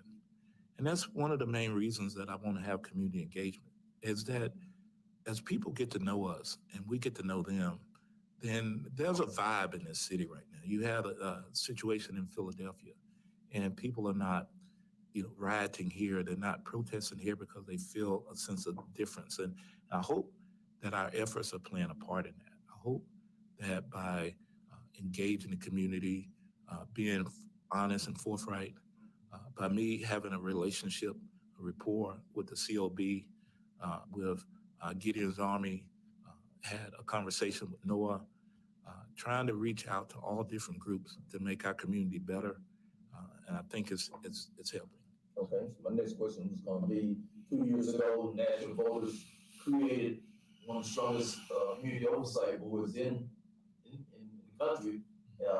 What would be, you have Noah, the mayor appointed policing policy commission. What would be your approach with those different agencies?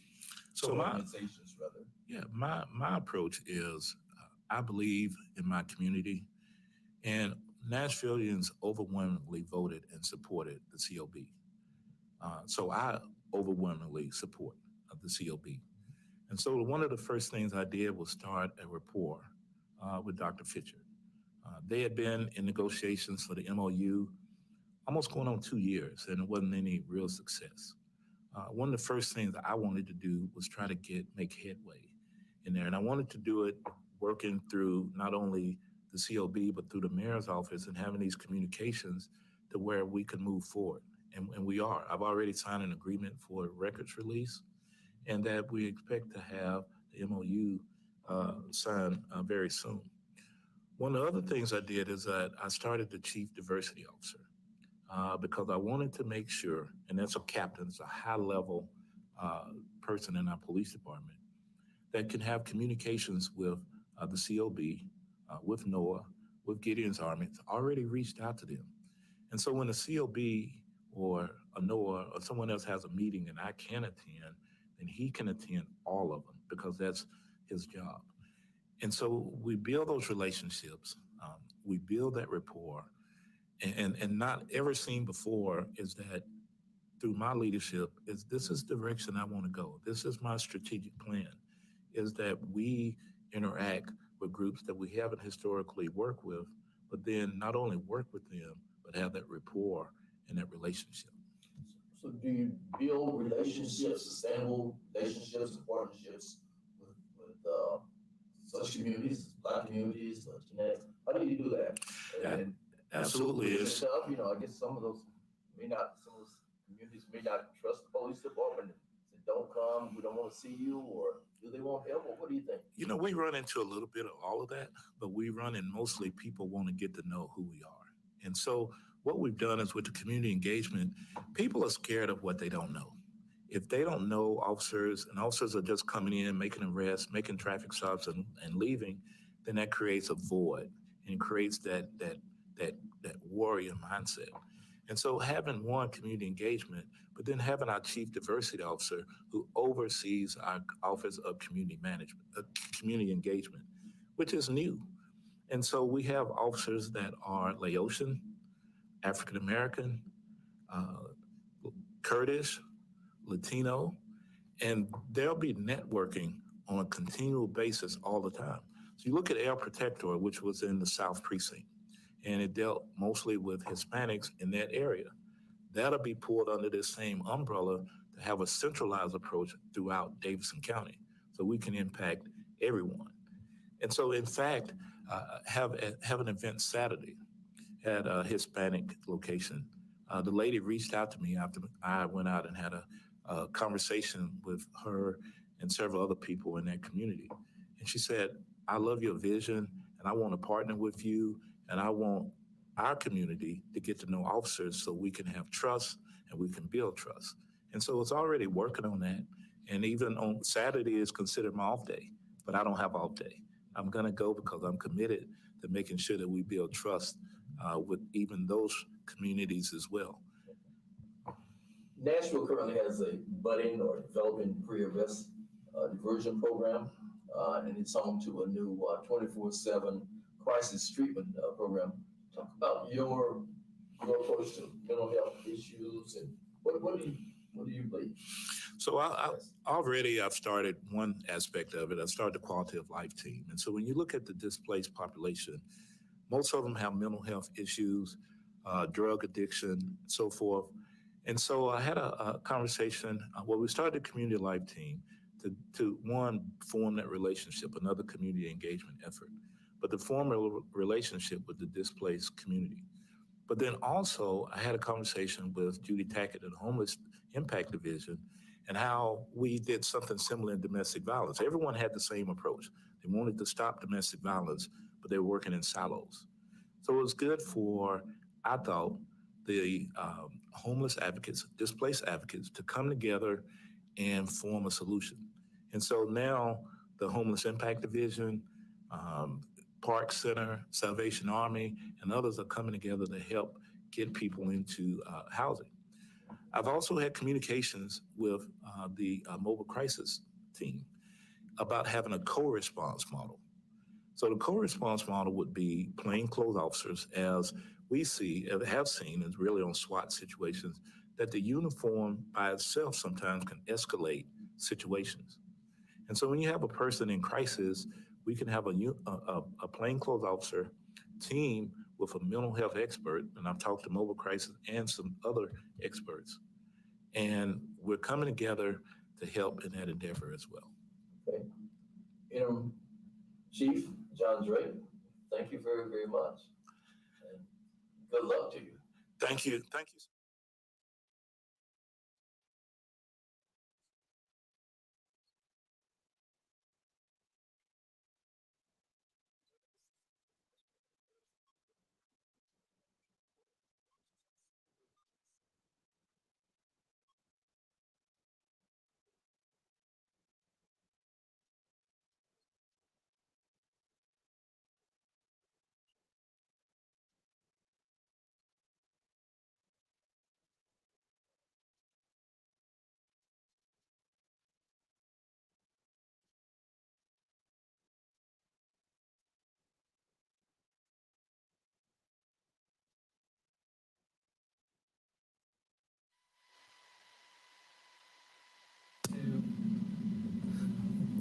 Good morning, Mr.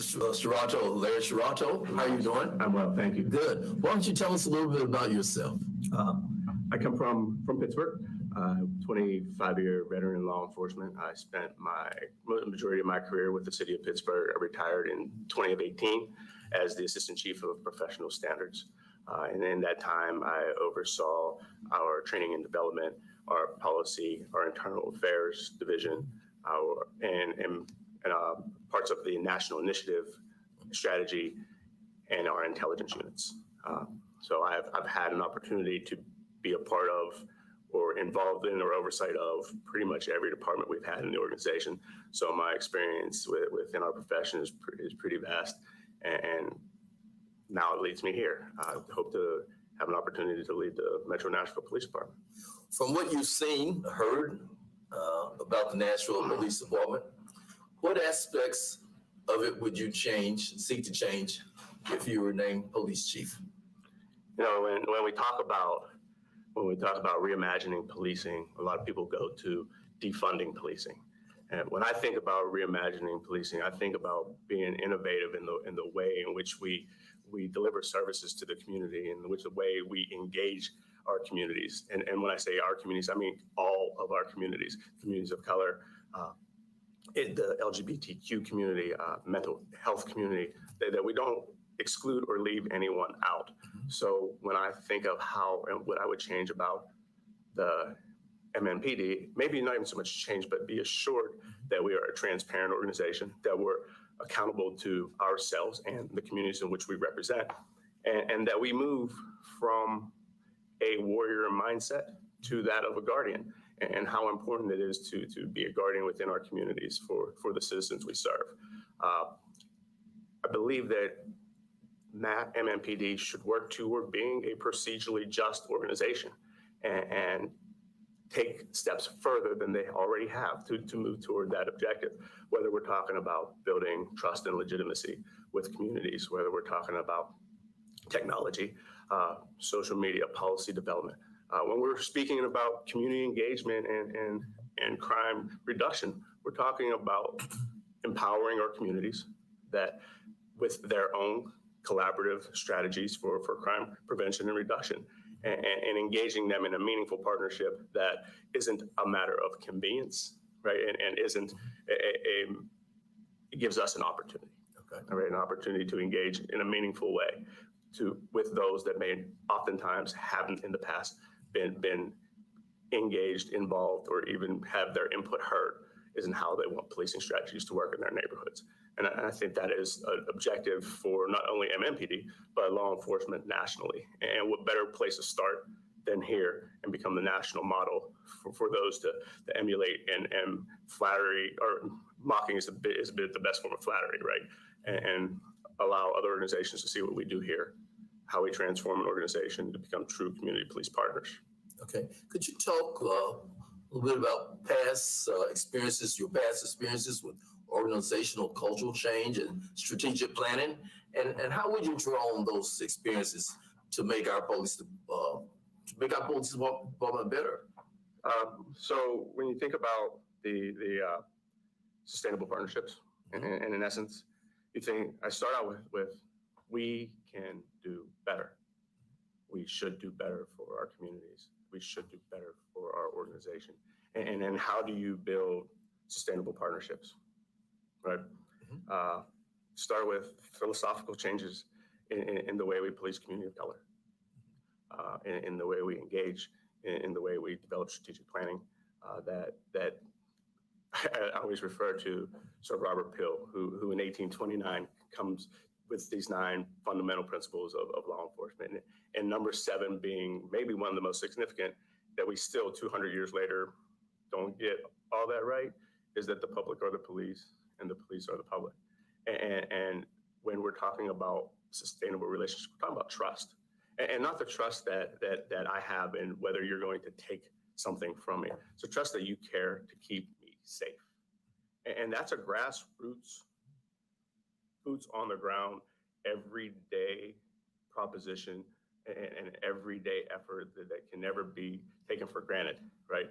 And when we want to build sustainable relationships, we engage our faith-based community. We engage our community of color. We engage our organization internally and seek input from within, that we don't leave any stone unturned as we develop this strategy to be a more inclusive police organization. You're talking about being inclusive. Nashville's police department, sworn officers now, currently 73.6% white men. When you look at white women, goes up to 81%. What is your thinking about diversity, inclusion, equity? And how would you seek to change the makeup of Nashville's police department? So as a Black man in a blue profession, I'm acutely aware of how our organization's dynamics affect the way that we are perceived within the community. I believe that a diverse organization is a just organization, which in the community's eyes will be a legitimate organization. And first and foremost, when you're talking about recruiting and retention, you must look within, right? So to those statistics, you think 5% of the command team, right? 5% of the command team are women, right? And then 18% of the command team are people of color. And when you're outward looking in for a career that you want to engage in, you want to be a part of, you look at the senior leadership. And in this department, senior leadership doesn't reflect the community, which then in turn oftentimes translates to senior leadership doesn't reflect the organization. And now the organization doesn't reflect the community. So you have to be intentional about hiring with diversity. Those people that are in power positions have the opportunity and ability to hire, must, when presented with that opportunity, hire with diversity in mind. I am proud of the work we did in Pittsburgh. When I left our organization, our command team, our leadership team was 65% minority. Of the 17 members of that team, we had 4 members of the LGBTQ community, we had 7 women, and we had 4 ethnic minorities. And that diversity permeated through our organization. From 2015 to 2018, we increased our minority recruiting to 36% organizationally, and 22% of those were ethnic minorities. From a time prior that was very similar to where Nashville is, 11%, 10%, unacceptable levels if you were talking about legitimacy within your community. If you're talking about building a department that is reflective of the communities that we serve, I think we have to be, it's unique that about every 2 years, Nashville media talks about the lack of diversity in Mnpd. 2014, there's a story. 2016, there's a story. 2018, there's a story. And now 2020, here we are again with the same story. And it's the same challenges and maybe oftentimes the same excuses that we're working hard toward minority recruitment, that it's not easy to get minorities to apply into law enforcement in this community, that if you're a minority and you have options in law enforcement, it may not be the one you want. And to me, I find them to be excuses. The reality is, if you're not intentional and you're not proactive and you don't look at what policies prevent minority applicants from even applying or excludes them, if you don't have an inclusive organization that women feel welcome working in, then all those excuses become valid because you just won't get the applicant pool. The reality is we have an obligation and as leaders, as administrators, to ensure that we are removing those obstacles to that serve to hold or withhold minorities from joining our organization. So what do you do? What do you do to get people who are not applying today, to get them to apply for jobs within the police department, and especially as field officers? So you recognize that every officer in this organization, from the chief to the newest hire, is an ambassador for our police department. And we develop regional recruiting plans that focus on Nashville and Nashville Metro. I mean, there are 2 million people within this geographic region that can be a focus of our efforts. We have our universities, whether it be Tennessee State, Belmont, Vanderbilt, our faith-based groups that are supporting our cause, that are engaged, that serve as a conduit for access, that we make ourselves available to the minority communities, whether it be holding a job day for women or going to our local high schools and colleges and providing preparation for the civil service exam, that we take affirmative steps to engage early and often. And that we work on ourselves within, that we work on that leadership piece where the diversity we say we seek, that our leadership team mirrors. And when it doesn't, you make sure that it does, and you promote the diversity as an intention. And you don't rely on excuses of why people won't apply. I'm not an excuse person. I'm a solutions person. So don't come to me with excuses. Come to me with solutions. And they're not applying isn't a solution. It's an excuse. Or not applying, or we can't find them. We can't. I can find them for you. I promise. And then you hold me, my administration, accountable to that diversity benchmark. That in 2 years from today, I don't get to use the excuse they're just not available. I couldn't find people of color to apply. I couldn't find women to apply. I didn't make my leadership team. I didn't seek to diversify my leadership team. Think about the diversion thought you bring to the organization just by bringing in people with different mindsets, different backgrounds. And I think when you think about diversity within an organization, when you go outside of your region, I'm talking about people that are value aligned with the city of Nashville, that grew up here, that have vested interest in the health and well-being of not only this community, but their families, their businesses, their friends. And that's how you recruit with intention, in my opinion. Okay. What tools do you think are effective that would help ensure that police officers can communicate with people who are with non-English speaking people? So first and foremost, you have to have a strong cultural diversity program. And that is from the academy to in-service, that speaks to the differences of our community. Think about this, that Nashville over the last 10 years has, of all of the new population growth, 12% are foreign born and come from Afghanistan, come from Bhutan, come from, that number is continuing to increase. You have a Bhutanese community of 60,000 people in Nashville as a primary refugee relocation. And so how do you ensure that you are a police department for all of your community? You develop a couple of things. The expectation that maybe your officers will be able to speak specific languages is a challenge, but it's not a challenge that you should turn away from. It's a challenge that you should accept and come up with a solution for. So what we did in Pittsburgh is we partnered with a city initiative as Welcoming Pittsburgh. And on their team, they had people that were able to speak specific languages that were relative to the communities that we were serving. We're fortunate enough to have a few officers that were from Bhutan and spoke that language.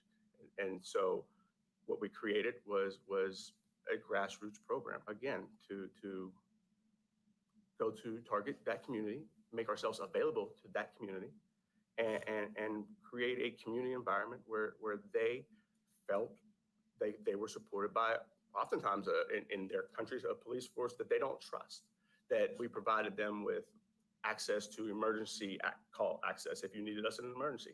We provided them with non-essential service access if you needed us in non-emergency. What we did was we became a resource to a community that was much different from ours on a foreign land to them.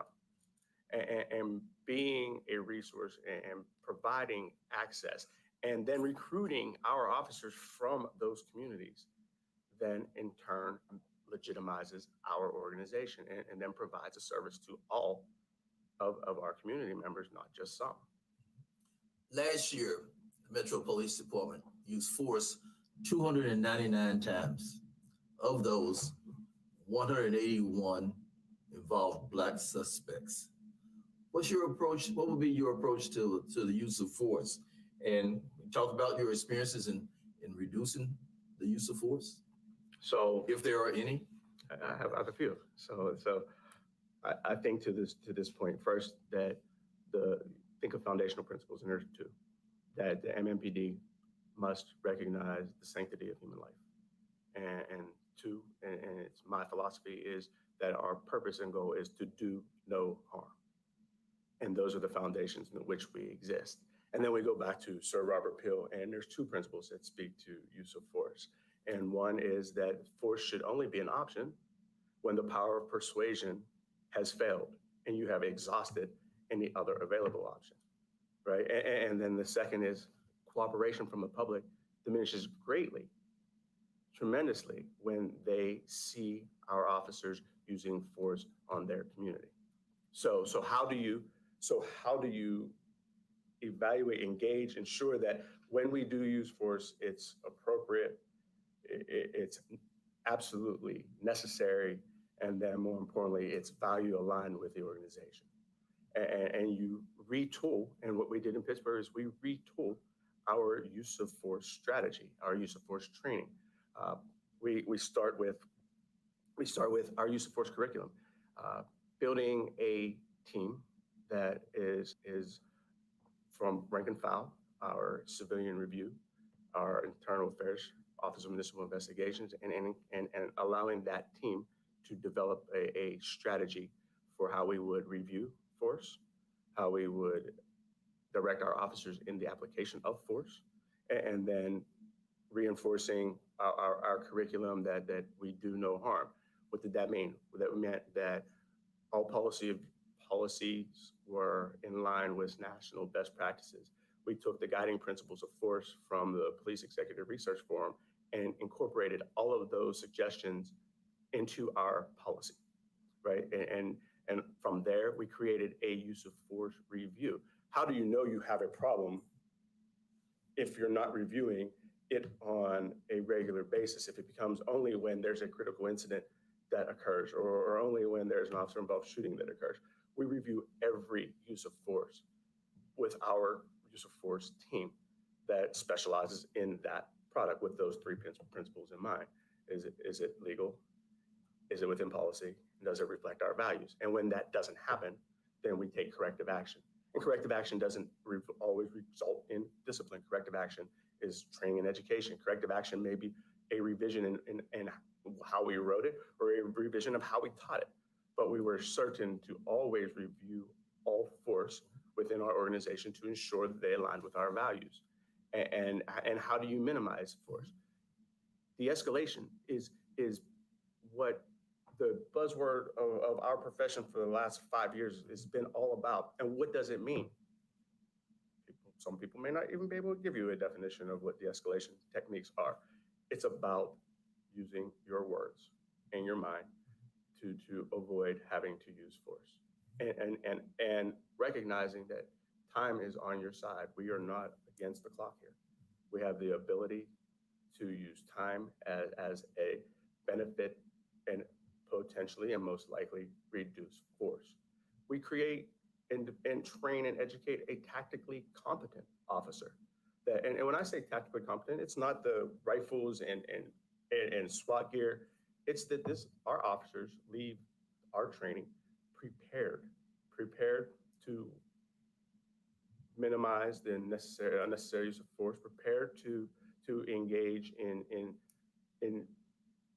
a dialogue that minimizes force and de-escalates situations instead of running themselves into situations, that once they're tactically competent and they are best trained, which is an investment on behalf of the organization, then they are less likely to use force. And then there's another layer that's about critical incident review, and not our own critical incident review, but critical incident review of other organizations. Philadelphia just had an officer involved shooting with a man with a knife, and that tragic situation resulted in his death. Mnpd the following morning should be reviewing the circumstances of that shooting, and then evaluating the circumstances of that shooting, from at least from what you know, to ensure that our organization is trained, acting, educated appropriately, so that we may avoid that situation. We added less lethal use of force options to all patrol. We engaged in crisis intervention training for all of our patrol officers, and not a 8-hour course. This is a 40-hour investment of certification course that our officers go through to be able to de-escalate situations that arise from mental health. And it also serves to de-escalate situations that, you know, to be quite honest, when we're in crises, it is a mental health problem, whether you have a mental health disease. And to be able to actively and positively end those disputes with a peaceful resolution, and then that peaceful resolution being arrest without incident, right? Then we've won. 2 years ago, Nashville voters created one of the strongest community oversight boards in the country. What would be your approach to dealing with the community oversight board, as well as recently the mayor appointed a police and policy commission, and then you have organizations such as NOAA. What would be your? How would you just not pay any attention to those organizations or close your ears to them? What would you do? I came from Pittsburgh, and we had 2 civilian oversight boards. So in essence, I don't know another way. We had the Office of Municipal Investigations, and then we had the Civilian Review Board. And both of those are independent of the police department. They are led by civilians, and one reports to the law department within the city, and one reports to the voters. And they are actively involved in all police decision-making, as they should be. That should be no different than here in Nashville. So I commit on my first day at Mnpd to make it available to hopefully engage in a collaborative process with you and the COB, and ensure that you are part of our leadership team, and that when we're talking about policy development, when we're talking about training and education, when we're talking about strategic initiatives that affect our communities, that you have a seat at the table, that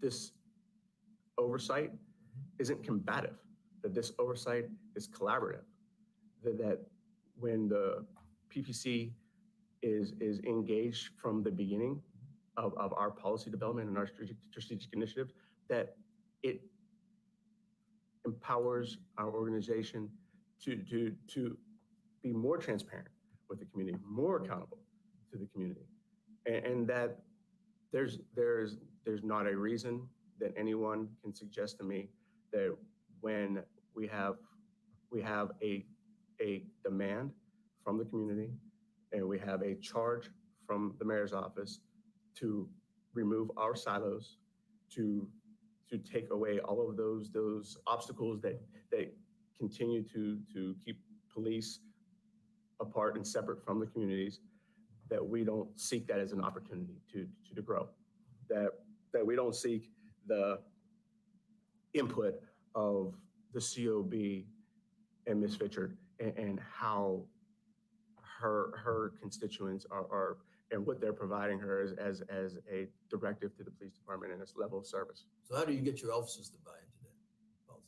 From the top to the bottom, from the executive leadership team. When we talk about community policing partnerships, it's exactly what it is.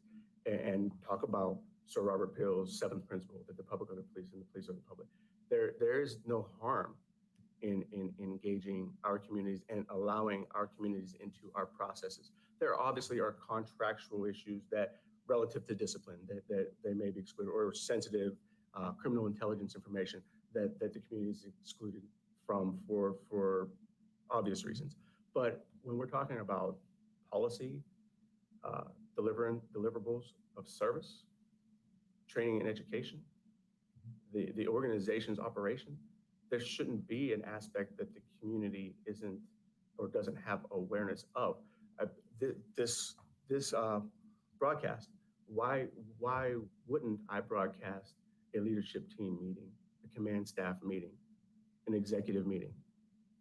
If I don't have any concerns about the motives of my organization, then I am beyond willing to be transparent about how we operate. And then I invite community input. I invite your engagement and your knowledge, and I respect the COB's position and role that they have within the community. And to do so, then you have an obligation and responsibility to ensure that they're an active participant in your leadership team. And so to add a little more, how do you build those relationships, sustainable relationships, partnerships with those communities in a town, say in Nashville, that have little trust in the police? What do you do to build those relationships? To get them to say, well, they're my guardians, they're not coming to get rid of me, or what do you do? How do you build relationships? You start, my office is in the street. My office is in our neighborhoods. You don't legislate from the comforts of headquarters. And you pass that same directive and that same charge to the rest of your leadership team. And they're passing those same directives and charges to their officers in the street. And how do you build this community police partnership? It is, again, back to maybe the first question, it's boots on the ground, making relationships, shaking hands or elbow bumping in current times, looking another person in the eye and getting to know them. Far too often we get into a concept of drive-by policing, where our officers aren't engaging in any meaningful way, and oftentimes when they are showing up, it's in times of crisis. And if we are intentional on the front end and engaging our communities before times of crisis, then maybe we're lucky enough to withstand them when they do occur, and everybody benefits from that. So do you engage? We engage the faith-based community as an active member of our leadership team. We engaged a community group, BPEP, the Black Political Empowerment Project. We engage Health and Human Services in every aspect of what we did, community groups in every aspect of what we did. The national initiative picked 6 cities in America for a reason, and then it was because we were willing to expose our organization, open up our doors, and remove our silos, take those obstacles away that prevented community involvement. If I'm a public servant and service to others is my number one objective, then we should be willing to take that input. Community surveys are important. How do we know where to even start if we don't have a baseline of what the community thinks of the services we've been providing up to this point? And you start there and you continue that engagement. This is a heavy lift. Being a police chief in a major city, being a police chief in any city in America is not for the weak. This is going to take all of my effort and energy. This will take all of my leadership team's effort and energy. And in turn, it takes all of our officers' effort and energy to do it the right way, to do better. All right. You touched on it a little earlier, but expand on what role would you develop for the police department in relation to individuals with mental illness or in mental health crisis? So it goes back to our crisis intervention training, and that we prepare our officers to be able to engage in a tactically competent way that doesn't aggravate situations, and that they're expertise and experience in this training will lead them to direct someone in mental crisis to the appropriate help and allow them the resources to get better without being put into the criminal justice system. So when we talk about what we did in Pittsburgh, the city had several initiatives, but one of them was the Big Bird initiative, and that dealt with, it was a app that we provide to officers that they were able to give someone in crises, whether it be mental health, homeless, options, resources to remedy that situation. When we talk about, I'm a advocate for a co-responder program in Nashville that calls that have an obvious mental health component receive mental health trained officers and mental health trained professionals. And that doesn't start overnight. That goes back to what we did in Pittsburgh in engaging our mental health community to be a partner with us and not aside from us or an after the fact outcome that they were responding with us to calls. And then here to make that a matter of practice. When you have calls like that we're sending the appropriate resources, because let's be clear, it's been shown time after time across the country, it's over the last year or two that police officers aren't that well equipped to deal with those type of calls.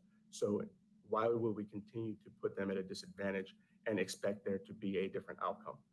We have an obligation in this moment to provide the resources that they need and the resources that our communities need to resolve these issues of mental health, mental illness, in a non-violent, helpful way to the person that we're here to assist. Thank you very, very much. Thank you. Thank you. All right. Good luck to you. Thank you. I appreciate it. Good.